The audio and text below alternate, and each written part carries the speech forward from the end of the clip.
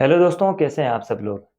दोस्तों, आज मैं आपको बताऊंगा कि अगर आपके खिलाफ में कोर्ट ने किसी भी व्यक्ति के खिलाफ कोर्ट ने खर्चे का ऑर्डर कर रखा है उसकी पत्नी और बच्चों के लिए, और अगर आप वो खर्चा देने से मना करते हैं, इनकार करते हैं, आनाकानी करते हैं, तो इसके लिए कोर्ट आपको जेल भी भेज सकती है। जी हाँ दोस्तों, इसी टॉपिक के बारे में आज हम बात करेंगे। लेकिन दोस्तों, उससे पहले अगर आपने हमारे चैनल को सब्सक्राइब नहीं किया तो चैनल को सब्सक्राइब जरूर करें और बेल आइकन को जरूर प्रेस करें ताकि आने वाले हर एक वीडियो की नोटिफिकेशन आपको सबसे पहले मिलती रहेगी। दोस्तों, वैसे तो हर एक पति का एक दायित्व होता है कि वो अपनी पत्नी और बच्चों का भरण पोषण करे, अपने माँ बाप का भरण पोषण करे। अगर वो ऐसा नहीं करता है तो इसके लिए कानून में कई तरह के प्रावधान हैं, कई तरह के कानून ऐसे बने हुए हैं जिनमें कि कोर्ट ऐसे आदेश करता है कि आपको अपनी पत्नी का, अपने बच्चों का और अपने बूढ़े माँ बाप का खर्चा देना ही पड़ेगा, उनका भरण पोषण करना ही पड़ेगा। ये एक नैतिक जिम्मेदारी भी है, कानूनन जिम्मेदारी तो है ही। तो अगर कोई भी व्यक्ति इस तरह के अपने रिस्पॉन्सिबिलिटी से बचता है, खर्चा देने से मना करता है कोर्ट के आदेश के बावजूद, तो फिर उसके लिए जेल का प्रावधान भी है। इसलिए इस वीडियो को ध्यान से देखिएगा, गौर से देखिएगा, क्योंकि ये वीडियो आपके लिए बहुत फ़ायदेमंद होने वाला है। चाहे आप एज़ ए हस्बैंड की हैसियत से देख रहे हैं, चाहे आप एक महिला की हैसियत से देख रहे हैं। तो अगर एक पति और पत्नी जब शादी करते हैं तो एक-दूसरे के लिए उनकी ज़िम्मेदारी वहीं से शुरू हो जाती है, कि वो एक-दूसरे का हर तरीके से ख़्याल रखेंगे, और पति की ये ज़िम्मेदारी होती है कि वो अपनी पत्नी का ख़्याल भी रखेगा और उसको मेंटेनेंस भी देगा, और उस शादी से होने वाली संतान, उनके लिए भी वो खर्चे का प्रबंध करेगा। लेकिन जब पति और पत्नी का झगड़ा होता है और वो झगड़ा इस कदर बढ़ जाता है कि पत्नी अपना ससुराल छोड़ के मायके चली जाती है, और स्थिति ये हो जाती है कि अब वो एक-दूसरे के साथ नहीं रह सकते, या ये एक चीज़ फाइनल कोर्ट जब कंक्लूज़न तय करेगा तब की बात है। लेकिन जब पत्नी एक बार अपने पति का घर छोड़ के अपने ससुराल, अपने पियर चली गई है, तो फिर उसके लिए कोर्ट में किस तरह से कानून में किस तरह के प्रावधान हैं, हम उसी के बारे में आज हम लोग बात करेंगे। तो कोई भी महिला अगर अपने पति का घर छोड़ के अपने पियर बैठी है और उसके पास में खर्चे का कोई प्रबंध नहीं है, तो अपने पति के खिलाफ में डोमेस्टिक वायलेंस एक्ट की धारा 12 और 23 में एप्लीकेशन लगा सकती है कोर्ट में। सेक्शन 12 में इंटरिम ऑर्डर के लिए एप्लीकेशन लगा सकती है कि जब तक पूरा मामला कोर्ट डिसाइड नहीं कर देगी, यानी अगर वो केस लगाएगी तो कोर्ट में केस लंबा चलेगा, एक लंबी प्रक्रिया होती है कोर्ट की। वो प्रक्रिया चलेगी तब तक, तो उसे कोर्ट आदेश कर देगी कि उसे मेंटेनेंस पति के द्वारा दिया जाए। मान लीजिए कोर्ट ने ₹5000 खर्चे का ऑर्डर कर दिया, लेकिन अब आप ये खर्चा अपनी पत्नी को देने से बच रहे हैं, कोर्ट में तारीख पेशी के दिन आप नहीं आ रहे हैं और अपनी पत्नी को खर्चा देने से बच रहे हैं। जितना आप खर्चा देने से बचोगे, उतना ये खर्चे का अमाउंट बढ़ता जाएगा। अगर आप टाइम टू टाइम खर्चा देंगे तो आपके लिए आगे कोई प्रॉब्लम नहीं आएगी, लेकिन आपने 1 साल तक लगातार अपनी पत्नी को खर्चा नहीं दिया, तो ये ₹5000 की मेंटेनेंस मिनिमम अगर हम माने तो ₹60,000 1 साल के, और 2 साल के ₹1,20,000। ये टाइम निकलते वक़्त नहीं लगेगा, और आपके ऊपर एक दिन खर्चे का इतना बोझ आ जाएगा कि आपको एक साथ देना बहुत भारी पड़ जाएगा। अगर आप इस तरह का कोर्ट के आदेश की पालना नहीं करेंगे तो पत्नी आपके खिलाफ एक और केस दायर करेगी, जिसमें कि कोर्ट आपको नोटिस भेजेगा वसूली के लिए। अगर आप उस वक़्त भी कोर्ट का नोटिस लेने के बावजूद भी आप कोर्ट में हाज़िर नहीं होते हैं, तो पुलिस आपको गिरफ्तार करके कोर्ट के समक्ष पेश करेगी। गिरफ्तार करने के बावजूद भी मजिस्ट्रेट आपको खर्चा देने के लिए ही कहेगा। वो नहीं चाहते कि वो जेल भेजें, क्योंकि इन धाराओं में कोर्ट ये नहीं चाहती कि एक पति को जेल भेज के सबक सिखाया जाए। कोर्ट का ये मोटिव होता है कि पत्नी को किसी तरह खर्चा दिलाया जाए और उसके जीवन यापन के जो सामान्य खर्चे हैं वो पूरे किए जाएँ, ताकि उसका भी जीवन स्तर सुधर सके, उसके बच्चों का जीवन स्तर सुधर सके। तो कोर्ट के सामने जब आपको पेश किया जाएगा तो कोर्ट उस वक़्त भी आपको यही कहेगा कि आपके पास जितना भी पैसा है, जितना भी पैसा आप देना चाहो अपनी पत्नी को खर्चे के लिए दीजिए, क्योंकि आपकी पत्नी है, कोई और महिला नहीं है। आपके बीच में जो डिस्प्यूट चल रहा है, जो झगड़ा चल रहा है, उसके लिए भी आप कोर्ट में केस लड़ रहे हैं, अपना पक्ष रख रहे हैं, लेकिन उन सब के साथ-साथ में आपको ये चीज़ का दायित्व से आप बच नहीं सकते। आपको अपनी पत्नी को मेंटेनेंस देना ही पड़ेगा। लेकिन आप उस वक़्त भी मेंटेनेंस देने से मना करते हैं, तो आपको वहाँ से सीधा जेल भेज दिया जाएगा। जेल भेजने के बाद में भी आपके ऊपर जो लायबिलिटी है, वो कम नहीं होगी।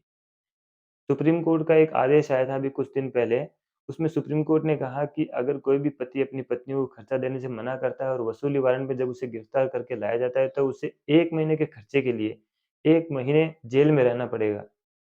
तो ये कितनी गंभीर बात है दोस्तों, अगर कोई भी व्यक्ति कोर्ट के आदेश की लापरवाही करता है, अगर वो कोर्ट में अपनी पत्नी को खर्चा देने से मना करेगा तो उसका जो भार है वो तो बढ़ता ही जाएगा, साथ-साथ में जेल जाने का खतरा भी उसके साथ में बढ़ जाएगा।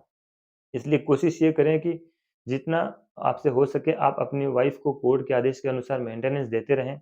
हालाँकि जब कोर्ट पत्नी की द्वारा जो लगाया गया केस है उसमें मेंटेनेंस जब डिसाइड करेगी तो उसमें आपकी आर्थिक स्थिति को भी देखा जाएगा। अगर आपकी अगर आपकी स्थिति उतनी नहीं है तो कोर्ट आपके लिए कम से कम 2 या 3,000 रुपए तक का खर्चा ही बाँधेगा।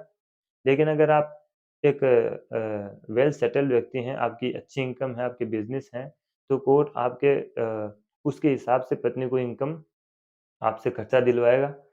क्योंकि कोर्ट में आपको शपथ पत्र भी पेश करना पड़ेगा। आप कोर्ट में झूठे शपथ पत्र पेश नहीं कर सकते। आप इस तरह से झूठे शपथ पत्र अपनी इनकम को लेकर पेश करेंगे। मान लीजिए आप 1 लाख रुपए की आपकी सैलरी है या 1 लाख रुपए आप बिज़नेस से कमाते हैं, लेकिन आपने 20,000 रुपए, 30,000 रुपए ही कोर्ट के सामने जो शपथ पत्र में लिखे, तो ये भी कभी भूलकर ना करें। जो स्थिति आपकी है वास्तव में आप कोर्ट के सामने रखें कि आप इतना कमाते हैं, कोर्ट उसके हिसाब से जो है खर्चा बाँधेगा। हाँ, अगर कोर्ट ने मान लीजिए 10,000 रुपए का खर्चा बाँध दिया, उदाहरण के तौर पे हम लेते हैं कि कोर्ट ने 10,000 रुपए का खर्चा बाँध दिया है और आपकी इनकम वाक़ई में उतनी नहीं है। कई बार कोर्ट में इस तरह की चीज़ें भी देखने को आती है, तो अगर आप कोर्ट के आदेश से संतुष्ट नहीं हैं, तो आप ऊपर वाले कोर्ट्स में उस कोर्ट के आदेश को चैलेंज कर सकते हैं कि मेरी जो है आमदनी इतनी नहीं होने के बावजूद भी कोर्ट ने मेरे खिलाफ ये जो खर्चा बाँधा है, ये बिल्कुल भी सही नहीं है, तो इसको खर्चे को कम किया जाए। एक चीज़ और ध्यान में रखिए दोस्तों कि जैसे महिला ने जिस तारीख से केस लगाया है, कोर्ट खर्चा भी उसी तारीख से उस महिला को दिलवाएगा। मान लीजिए 1 जनवरी 2022 से किसी महिला ने आपके अपने पति के खिलाफ में खर्चे के लिए कोर्ट में केस लगाया, 1 जनवरी 2022 और 1 साल तक वो केस चला और 1 साल के बाद में कोर्ट का आदेश आया कि महिला को 5,000 रुपए महीने पति से दिलवाए जाएँ।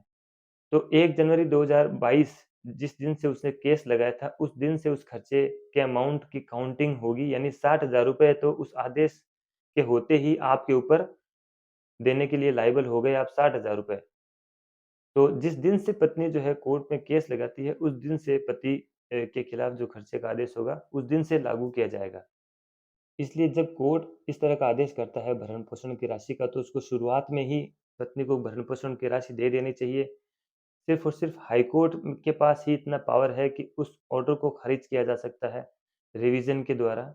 इसलिए अगर आप कोर्ट के आदेश से संतुष्ट नहीं हैं, तो आप हायर अथॉरिटी हाई कोर्ट में इस तरह की एक एप्लीकेशन कोर्ट में लगा सकते हैं कि मेरे खिलाफ जो खर्चे का आदेश किया गया है, वो बिल्कुल बेबुनियाद है, मैं अपनी पत्नी को रखने के लिए तैयार हूँ। वो बिना वजह बेवजह मुझको छोड़कर चली गई है और वहाँ अपने पीएर में बैठ के मुझसे खर्चा माँग रही है ताकि मुझे तंग और परेशान किया जा सके। तो इसके लिए आप हाई कोर्ट में एप्लीकेशन लगा सकते हैं। हाई कोर्ट को अगर ये लगे तो हाई कोर्ट उस ऑर्डर को खारिज कर सकता है। भरण-पोषण के मामले में पति और पत्नी दोनों को अपनी इनकम और संपत्तियों के संबंध में भरण-पोषण के मामले में कोर्ट में शपथ पत्र पेश करना होता है कि मेरी इतनी इनकम है और मेरी इतनी संपत्ति है।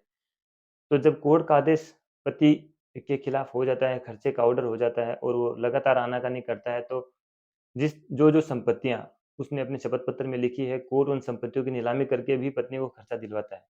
कई बार ये एक चीज़ देखने को सामने आती है कि जो फ़ादर होते हैं, वो अपने बेटे को संपत्ति से बेदखल कर देते हैं। अखबार में एक एक जो है विज्ञापन दिया जाता है, एक सूचना दी जाती है कि मैंने अपने बेटे को संपत्ति से बेदखल कर दिया है, ताकि उसके खिलाफ अगर उसकी पत्नी कोई केस करे, तो उसको खर्चा वगैरह नहीं देना पड़े और बाप की संपत्ति को बेचकर खर्चा वसूला नहीं जाए। लेकिन आम तौर पर कोर्ट इस तरह की सूचनाओं को कोई महत्व नहीं देता है, क्योंकि जो फ़ादर की संपत्ति होती है, उत्तराधिकार के तौर पे बेटे को उसे बेदखल किया नहीं जा सकता। हालाँकि इसमें इतनी संपत्ति को बेचने की नौबत नहीं आती है, लेकिन फिर भी अगर आप लगातार इस तरह के आदेश की अवहेलना करेंगे, तो कोर्ट आपकी संपत्ति बेचकर भी आपकी पत्नी को भरण-पोषण की राशि दिलवाएगा। तो उम्मीद करता हूँ दोस्तों कि आपको वीडियो अच्छा लगा होगा। वीडियो अच्छा लगा तो इसको लाइक कीजिए, शेयर कीजिए। उसके बाद भी अगर आपकी कोई कानूनी समस्या है, कोई सवाल आप हमसे पूछना चाहते हो, तो उसे कमेंट बॉक्स में ज़रूर मेंशन कीजिए। तब तक के लिए जय हिंद।